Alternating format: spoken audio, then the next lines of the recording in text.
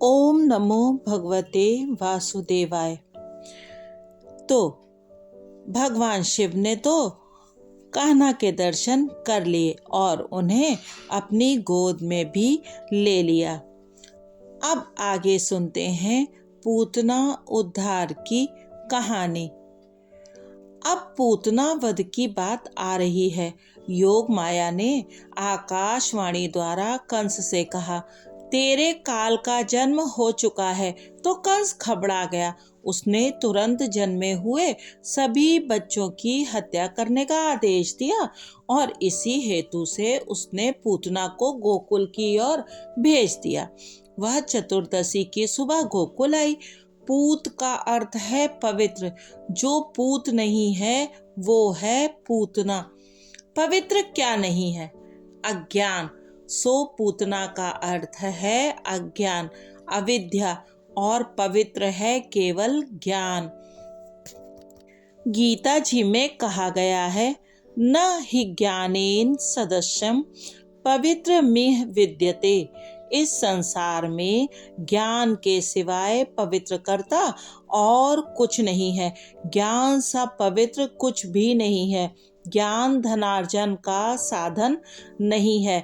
आत्म स्वरूप का ज्ञान ही ज्ञान है, अर्थात अपने स्वरूप को जानना ज्ञान है। हम सब फंसे रहते हैं इसी माया मोह में और समझते हैं कि ये शरीर ही सत्य है, जबकि सत्य ये शरीर नहीं है, लेकिन हम केवल इसका पोषण करते रहते हैं। ज्ञान पवित्र है और अज्ञान अपवित्र है। अज्ञान से वासना का जन्म होता है। पूतना वासना का ही स्वरूप है। पूतना चतुर्दशी के दिन क्यों आई? क्योंकि उसने 14 ठिकानों पर वास किया था। अविद्या वासना 14 स्थानों में बसती है। 5 ज्ञानेंद्रियां, 5 कर्मेंद्रियां, मन, बुद्धि, चित्त और अहंकार, ये 14 स्थान हैं वासना, अविद्या और पूतना के बसने के। इसी कारण से वह चतुर्दशी के दिन आई। रामायण में भी हमने देखा है कि कैकेयी ने राम के लिए 14 वर्ष के वनवास की मांग की थी। इसका भी यही कारण है कि उन 14 स्थानों में बसे हुए रावण को मारने के लिए 14 वर्ष तक की तपश्चर्या की आवश्यकता है। नीति और धर्म के मना करने पर भी यदि आंखें पर स्त्री के पीछे भागें तो मान लो कि अपनी आंखों में पूतना आ बसी है। स्त्री को स्त्री रूप में नहीं, ब्रह्म रूप में देखो। आंखों में से होता हुआ पाप मन में दाखिल हो जाता है। आंखों में पूतना होगी तो काम मन में भी बसेगा। जगत के किसी भी व्यक्ति को भगवत भाव से देखने में कोई बुराई नहीं है, बल्कि अच्छाई ही है। किंतु किसी भी व्यक्ति को सांसारिक काम भाव से देखोगे तो समझ लेना कि मन में पूतना आबसी है। धर्म और नीति, जिस खाद्य पदार्थ का आहार करने को मन करे और वही खाने की इच्छा होने लगे तो मान लो कि तुम्हारी जीभ में पूतना आ गई है। विभत्स और अतिशय कामुक बातों को सुनने की इच्छा हुई तो मान लो कि पूतना कानों पर सवार हो गई है। पूतना हर एक इंद्रिय में बसी हुई है जो बहुत सताती रहती है। सभी इंद्रियों के द्वार बंद कर दो जिससे पूतना अंदर प्रविष्ट ही ना हो सके। पूतना सज धज कर सुंदरी का रूप लेकर गोकुल आई। 3 वर्ष की आयु तक बालक शिशु कहा जाता है। इस शिशु को मारने के लिए पूतना आई है। प्रश्न यह है कि पूतना शिशु को ही क्यों मारती है और शिशु वय की आगे की 4 अवस्था वाले बालकों को क्यों नहीं मारती?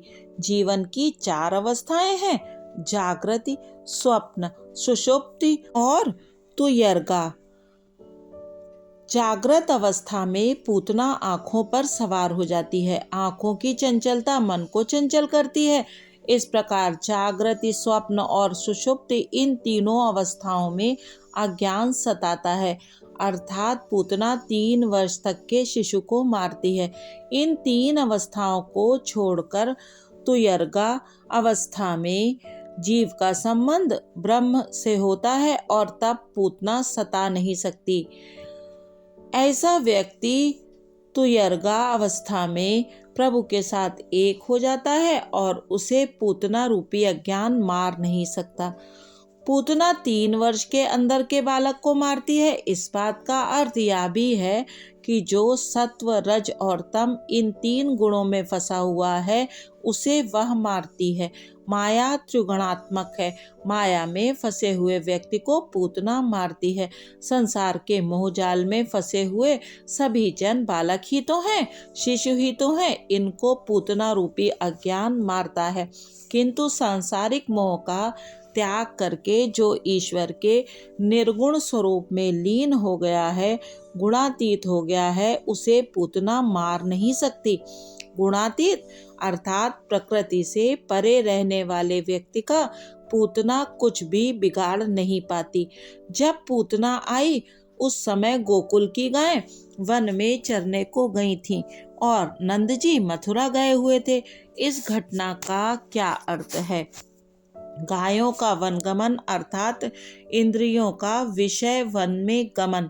इंद्रियां इस विषय वन में घूम रही होंगी तो पूतना वासना मन में आ धमकेगी, अज्ञान मन पर सवार हो जाएगा।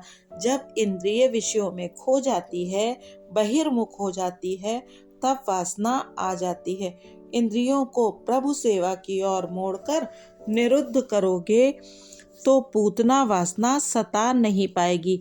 नंद अर्थात जीव जब हृदय गोकुल को छोड़कर मथुरा अर्थात देह सुख देह दृष्टि में खो जाए, तब हृदय में गोकुल पूतना अज्ञान बस जाते हैं। नंद अर्थात जीव श्री कृष्ण को छोड़कर मथुरा जाए अर्थात देह सुख में फंस जाए, तभी वासना आधमकती है। नंद अपने घर में नहीं होता, तभी पूतना आती है। पवित्र शरीर मथुरा में, पुण्यशाली हृदय में ही गोकुल है। नंद जीवात्मा है।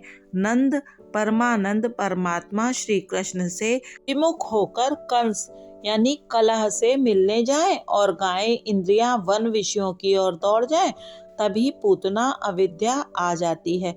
पूतना श्रृंगार करके आई है। अविद्या अपने साथ कई दोषों को लेकर आती है। अविद्या अपने साथ 5 दोषों को ले जाती है। देहाध्यास, इंद्रियाध्यास, प्राणाध्यास, अंतःकरणाध्यास, स्वरूप विस्मृति। पूतना का स्वरूप देखकर यशोदा आदि धोखे में आ गईं। पूतना की वेणी देखकर देहाध्यास हुआ, रूप देखकर इंद्रियाध्यास हुआ अर्थात स्वरूप की विस्मृति हो गई।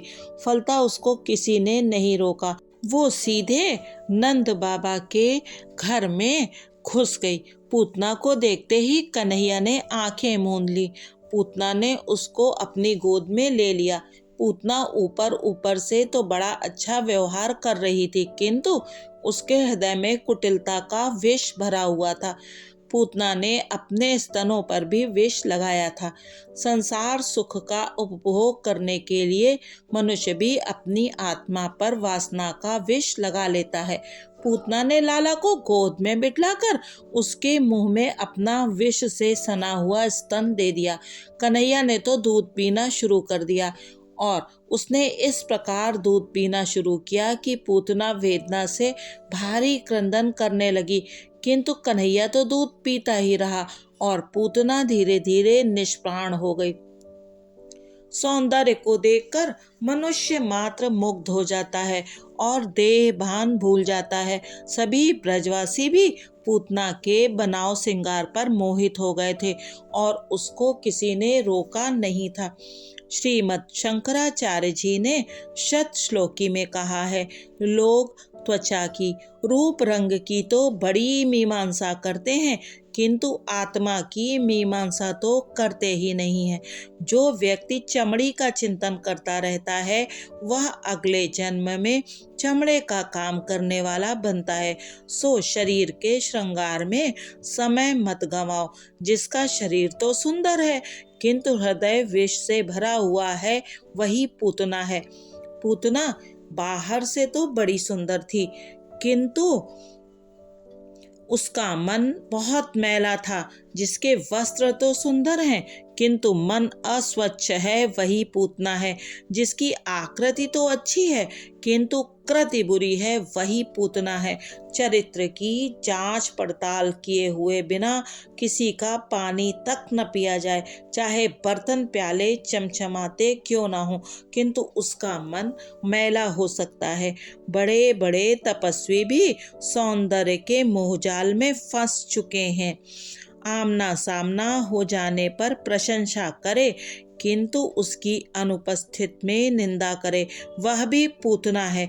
जो भी अच्छा बुरा कहना है वह उसके सामने ही कह देना चाहिए। जीव का स्वभाव उस पूतना जैसा ही है। अपनी आत्मा पर अज्ञान अविज्ञा का आवरण लगाकर वो विषयानंद में डूब जाता है। किसी के बाह रूप रंग बनाव श्रृंगार से मोहित होना नहीं चाहिए। जो बाहर से सुंदर हो वह अंदर से भी सुंदर ही होगा, ऐसा मान लेना मूर्खता है। पूतना दुष्ट थी, फिर भी ब्रजवासी उसके रूप रंग के कारण धोखा खा गए थे। वासना उभर आने पर जीव अपना स्वरूप भूल जाता है। पूतना अज्ञान के कारण ही स्वरूप विस्मृति हो जाती है। पूतना को देखकर ब्रजवासियों को इंद्रियाध्यास हुआ और स्वरूप की विस्मृति भी हुई। वासना पूतना का विनाश होने पर ही कृष्ण मिलन हो पाता है। सो मानो श्री कृष्ण वासना रूप पूतना को मारकर शकुन करते हैं। मनुष्य वासना का दास है, अतः उसका पतन होता है। वासना रूपी पूतना से कभी आंखें ना मिलाना। आंखों को ईश्वर से ही लगाए रहोगे तो वासना तुम्हारे हृदय में कभी ना आ पाएगी। पूतना को किसी ने ना रोका तो वो अंदर आ गई। जब वो अंदर आ गई तो कन्हैया ने आंखें मूंद ली। साधारणतया पूतना आंखों के द्वारा ही मन में घुस जाती है और फिर निकलने का नाम नहीं लेती। आंखें बिगड़ी नहीं कि मन भी बिगड़ जाएगा। सो आंखों को हमेशा बचाए रखना। दर्शन में तभी आनंद मिलता है जब भगवान दृष्टि देते हैं, अर्थात आंखें मिलाते हैं। पूतना मलिन हृदय लेकर कन्हैया के पास गई तो भगवान ने आंखें मिलाई ही नहीं, मूंद ली। भगवान हमें यह दिखाना चाहते हैं कि पापी से वे आंखें नहीं मिलाते, उसके सामने देखते तक नहीं है। भगवान वस्त्र या बनाव श्रृंगार नहीं, मन देखते हैं। बाहर से सजीले किंतु मन के मैले व्यक्ति से वे आंखें नहीं मिलाते हैं। भगवान से तो हमें यही प्रार्थना करनी है, नाथ हम आपकी शरण में आए हैं, मुझ पापी को भवसागर पार करा दीजिए। हे नाथ, मुझ पापी को भवसागर पार करा दीजिए। मौसम कौन कुटिल खल कामी, जिन तनु दियो ताहि बिसरायो, ऐसो नमक हरामी। और सूर कहें श्याम सुनो, शरण है तिहारे, अब की बार पार करो नंद के दुलारे। किंतु जीव बड़ा अभिमानी है, वह ऐसी प्रार्थना करता ही नहीं है। जीव है तो खाली हाथों वाला, फिर भी वह अकड़ कर ही चलता है। नहीं विद्या बल वचन चातुरी, ईश्वर की कृपा के बिना मनुष्य के पास आ ही क्या सकता है।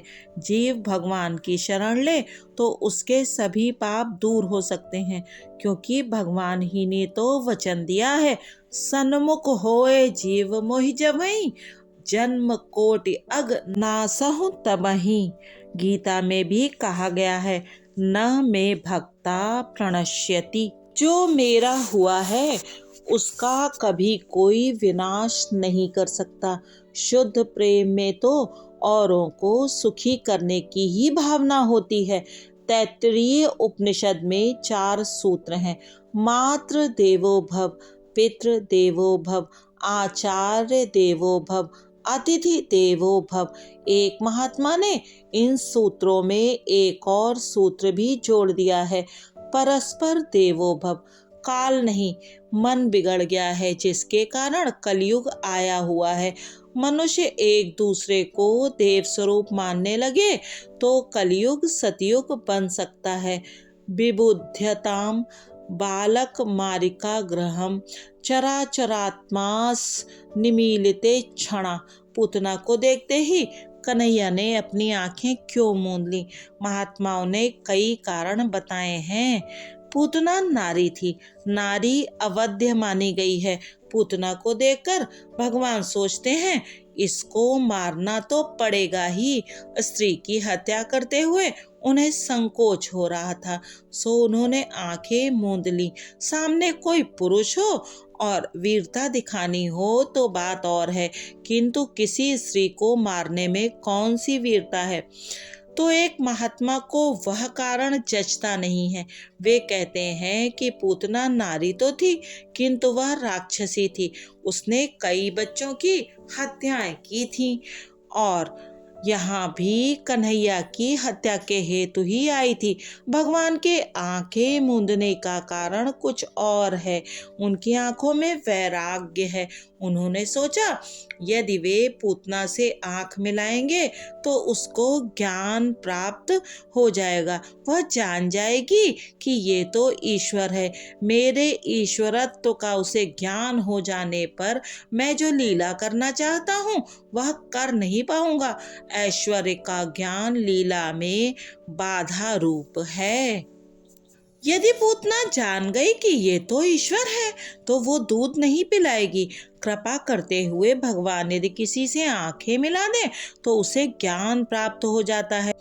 भगवान ने अर्जुन से कहा था, अर्जुन मैं जिस पर कृपा करता हूँ उसे मेरे स्वरूप का ज्ञान हो जाता है।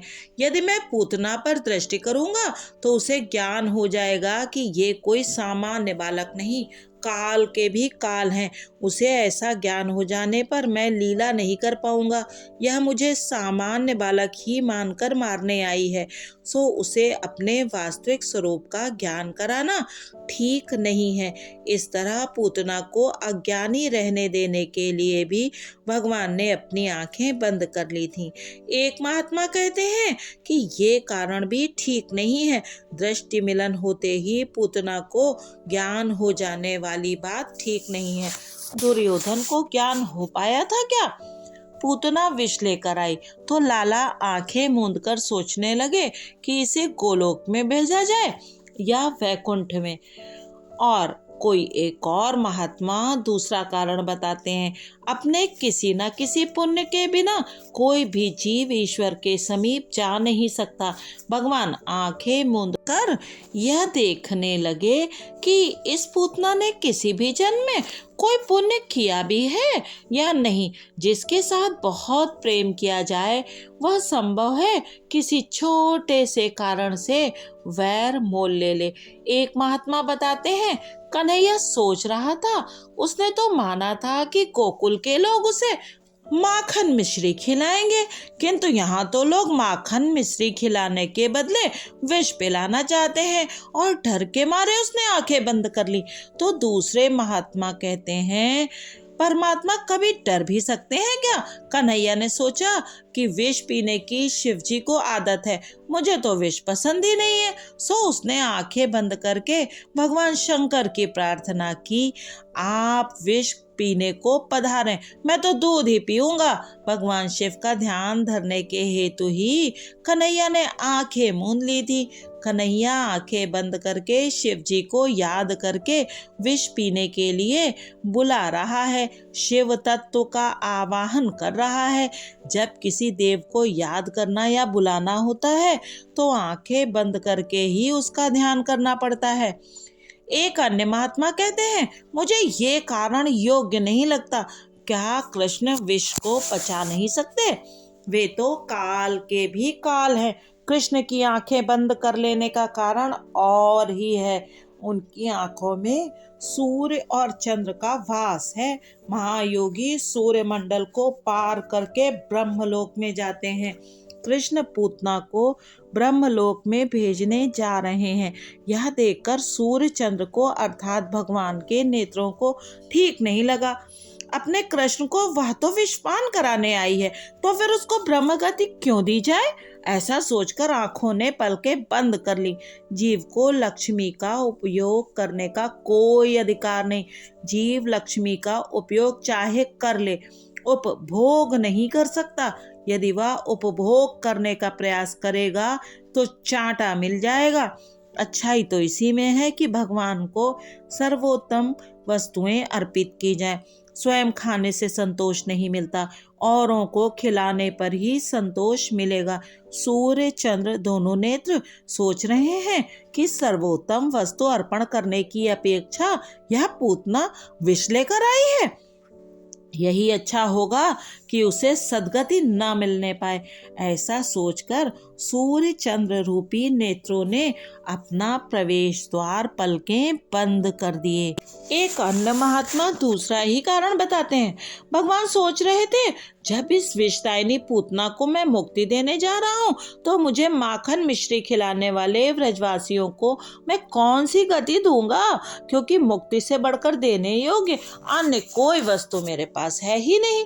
और इस प्रकार सोच में डूबे हुए भगवान ने आंखें मूंद ली। इस प्रकार ये महात्मा मानो दशम स्कंद में भगवान की लीला में पागल से हो गए हैं। जीव गोस्वामी जो कभी किसी राजा के दीवान थे, कृष्ण प्रेम में पागल होकर लंगोटी भर पहन फिरने लगे। सनातन गोस्वामी बंगाल के जमींदार थे।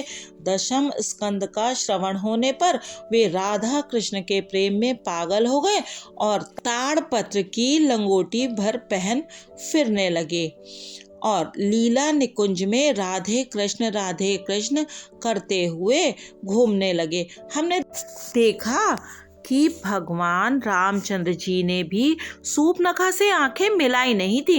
रामायण की सूर्पनखा और भागवत की पूतना एक ही हैं, दोनों वासना ही हैं। कन्हैया अब तो 6 दिन का ही हुआ है, राधा जी अभी आई नहीं है। राम जन्म में तो सीता जी साथ ही थी, सो उनको देखा था, सूर्पनखा को उत्तर दिया था, किंतु इधर राधा जी तो अब तक आई नहीं है, सो किसको देखूं? पूतना आंखों के द्वारा मन में आती है। सुंदर विषयों को देखकर आंखें उनके पीछे भाग निकलती हैं। मन जानता है कि ये मेरा नहीं है, मुझे मिलने वाला नहीं है, फिर भी पाप करता है। पूतना काम वासना पहले आंखों में आती है, फिर मन में उतर जाती है। पूतना ने यशोदा से कहा, मैं तुम्हारे बालक को दूध पिलाऊंगी तो वो हृष्ट पुष्ट हो जाएगा। यशोदा ने लाला को पालने से बाहर निकाला और पूतना की गोद में दे दिया। पूतना मासी उसे लाड़ प्यार करने लगी। कन्हैया तो जानता ही है कि ये लाड़ करने नहीं मारने के लिए आई हुई है। पूतना ने यशोदा जी से कहा, तुम्हें घर में यदि कुछ कामकाज करना है तो जा सकती हो। भोली यशोदा घर के काम में लग गई। इधर पूतना ने लाला को दूध पिलाना शुरू कर दिया। कन्हैया तो दोनों हाथों से स्तन को पकड़कर बलपूर्वक दूध पीने लगा। कन्हैया को तो दूध के साथ साथ प्राण भी मानो पीना था। पूतना व्याकुल हो गई और रो रो कर कहने लगी, मुझे छोड़ दे कन्हैया, मुझे छोड़ दे। कन्हैया ने कहा, पूतना मासी, मेरी माता ने तो पकड़ना ही सिखाया है, छोड़ना नहीं। मुझे पकड़ना ही आता है, छोड़ना नहीं। मैं आज तुम्हें छोड़ने वाला नहीं हूँ, मैं तो तुम्हारा उद्धार ही करूँगा। भगवान की मार में भी प्यार ही है। परम आश्चर्य हुआ है। पूतना ने 2 बार मुझे छोड़ दे कहा, मानो वह इहलोक और परलोक में से अपने आप को छुड़ाकर गोलोक धाम में जाने की प्रार्थना कर रही थी। वह अहंता और ममता में से छुड़ाकर कृतार्थ करने को कह रही थी। पूतना व्याकुल हो गई, अतः स्वरूपानुसंधान नहीं रहा। उसने राक्षसी रूप धारण किया। वह आकाश मार्ग में कृष्ण को उड़ा ले चली। तब कंस के बगीचे के एक वृक्ष पर कन्हैया ने पूतना को गिरा दिया। वह वृक्ष पर गिरी तो और भी कई वृक्ष टूट पड़े। पूतना और वृक्षों के गिरने से एक बड़ा धमाका हुआ। अविद्या के कारण षड्विकार उत्पन्न होते हैं। राक्षसी के वक्ष स्थल पर कन्हैया विराजमान था। धमाका सुनकर गोपियां दौड़ती हुई आईं। यशोदा को कोसने लगी, हमने कितनी मिन्नतें मानी थी, तब कहीं तुम्हें पुत्र हुआ और तुम्हें तो इसकी कोई कदर कीमत ही नहीं है। यशोदा ने गोपियों का उल्हाना सुनकर आंखें नीची कर ली। उन्होंने कहा, यह मेरा पहला ही बालक है, मुझे बालक के लालन पालन का अनुभव नहीं है, सो भूल हो जाती है। अब आपका कहना मानूंगी। गोपियों ने कहा, किसी अनजानी पराई स्त्री को अपना बालक कभी न देना चाहिए। होना था सो हो गया, अब हम घर लौटें और कन्हैया की नजर उतारें। लाला को गायें बड़ी प्यारी हैं। एक गंगी नाम की गाय तो लाला की झांकी पाए बिना कभी पानी तक पीती नहीं थी, घास भी नहीं खाती थी। जब गोपाल उसे मनाते हुए थक जाते तो यशोदा के पास आते थे, कहते थे, माता जी गौशाला में कन्हैया को ले जाना है।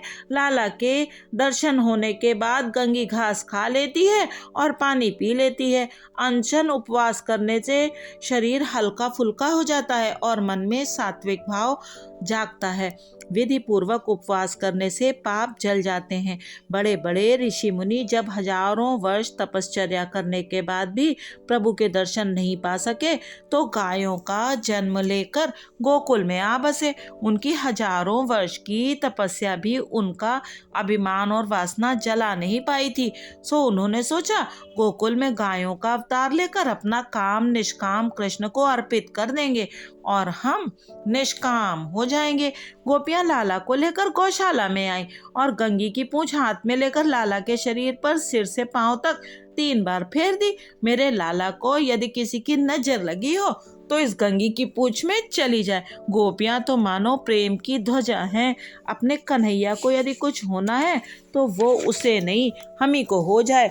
इनका प्रेम विशुद्ध है। लाला को राक्षसी का स्पर्श हुआ, वह ठीक नहीं हुआ। कहीं कुछ अनिष्ट हो गया होता तो इस बार तो हमारा लाला बच गया।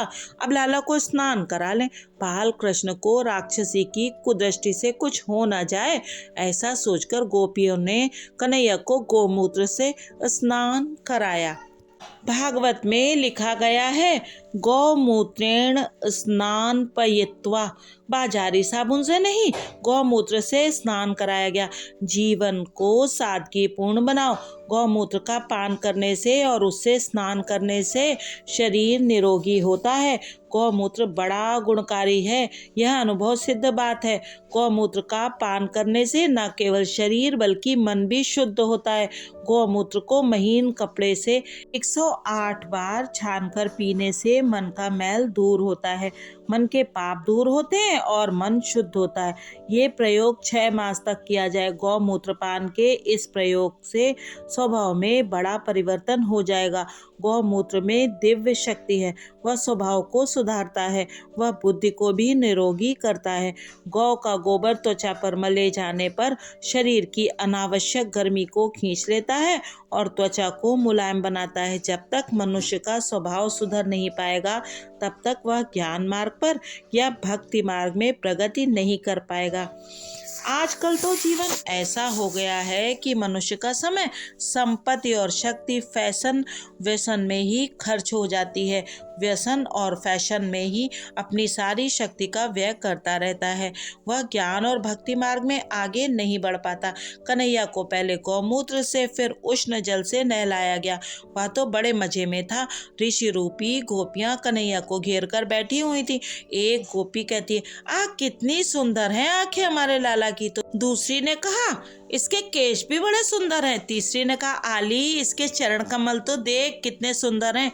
सारी गोपियां बालकृष्ण के एक एक अंग के सौंदर्य का रसपान करने लगी।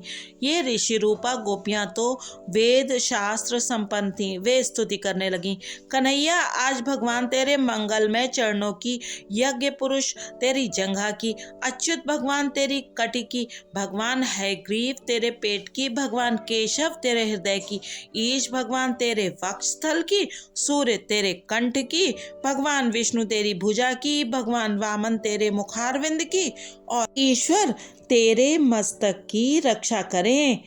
मेरा कन्हैया जब खेलता हो तब भगवान गोविंद, सोया हो तब भगवान माधव, चलता फिरता हो तो भगवान वैकुंठ और बैठा हो तो लक्ष्मीपति रक्षा करें। गोपियां वैसे तो जानती ही नहीं थी कि जिस भगवान की वे प्रार्थना कर रही हैं वह तो ये कन्हैया ही है। गोपियां अंत में कहती हैं, भगवान नारायण का नाम मेरे बाल कृष्ण की सदा सर्वदा रक्षा करे। छठे अध्याय के 22 से 29 श्लोकों में बाल रक्षा स्तोत्र है जो सभी बालकों की रक्षा करता है। गोपियां बाल कृष्ण को थपथपाती हुई प्रार्थना कर रही हैं। वे यशोदा से कहती हैं, इसे दूध पिलाओ, यदि यह ठीक तरह से दूध पिएगा तो हम मानेंगी कि अब यह डर नहीं रहा है। बाल कृष्ण स्तनपान करने लगे तो गोपियां आनंदित हो गई। चतुर्दशी के दिन शाम को नंद बाबा मथुरा से गोकुल वापस आए। इसी दिन पूतना का अग्नि संस्कार भी किया गया। जब योगी को श्री कृष्ण के स्वरूप की कल्पना करते हुए प्राण त्याग करने से मुक्ति मिलती है, तब उनके साक्षात दर्शन करने वाले को सद्गति की प्राप्ति होना कोई आश्चर्य की बात नहीं है। श्री कृष्ण बड़े दयालु हैं। विषदायिनी पूतना को भी अपनी माता की ही भांति उन्होंने सद्गति दी। ऐसा दयालु और कौन हो सकता है। यह पूतना कृष्ण मिलन में बाधा उत्पन्न करती रहती है। ईश्वर 6 गुण वाले हैं। उन्होंने षड दोषों वाली पूतना को छठे दिन ही मारा। पूतना के 6 दोष हैं, काम, क्रोध, लोभ, मोह, मद और मत्सर। भगवान के 6 सद्गुण हैं, ऐश्वर्य, वीर, यश, श्री, ज्ञान और वैराग्य। भगवान के प्रत्येक सद्गुण को अपने हृदय में उतारने वाला व्यक्ति दोष रहित हो जाता है। गोविंदे लभते रतिम, अज्ञान दूर होने पर श्री गोविंद से प्रीति हो जाती है। यह पूतना मोक्ष तो भगवान की अद्भुत बाल लीला है। इसका श्रद्धा पूर्वक श्रवण मनन करने वाले को श्री कृष्ण के प्रति प्रेम उत्पन्न होता है। इस चरित्र के चिंतन की आज्ञा दी गई है। यशोदा बुद्धि है और नंद जीव। बुद्धि और जीव दोनों ही को यदि कृष्ण के साथ रखें तो कोई विपत्ति नहीं आएगी। बाल लीलाओं की एक रहस्यमय बात यह है कि नंद और यशोदा, जीव और बुद्धि जब जब गोकुल से दूर होते थे कोई न कोई संकट आ ही जाता था। इसका अर्थ यही है कि जब भी जीव ईश्वर से दूर जाता है वो दुखी हो जाता है। राजा बलि और रानी विंध्यावली की पुत्री का नाम था रत्नमाला। जब वामन जी बलि राजा के यज्ञ में भिक्षा मांगने आए थे तब उनके स्वरूप को देखकर रत्नमाला के हृदय में स्नेह उमड़ आया था और उसके मन में आया था कि कितना अच्छा होता अगर इस बालक को मैं पुत्र रूप में पा सकती। मैं उसे पैपान करा के उसका लालन पालन करा के धन्य हो जाती। वामन के तेजस्वी स्वरूप को देखकर रत्नमाला के हृदय में पुत्र स्नेह उमड़ रहा था, किंतु उन्होंने उसके पिता की जो अवदशा की उसे देखकर शत्रु भाव भी उमड़ आया और उसके मन में वामन जी को मारने की भी इच्छा हो गई। अब ये वात्सल्य भाव और शत्रु भाव दोनों को लेकर रत्नमाला पुनर्जन्म में पूतना बनकर आई। श्री कृष्ण की लीला निरोध लीला है। जिसके मन का निरोध होता है उसे ही मुक्ति मिलती है। जब तक मन में वासना और विरोध होगा तब तक निरोध नहीं हो पाएगा। जब किसी वस्तु में भी सूक्ष्म वासना भी रह गई होगी मन का निरोध नहीं होगा और मुक्ति नहीं मिलेगी। श्री हरि। अगले अंक में शक्टासुर राक्षस के वध की कथा सुनेंगे।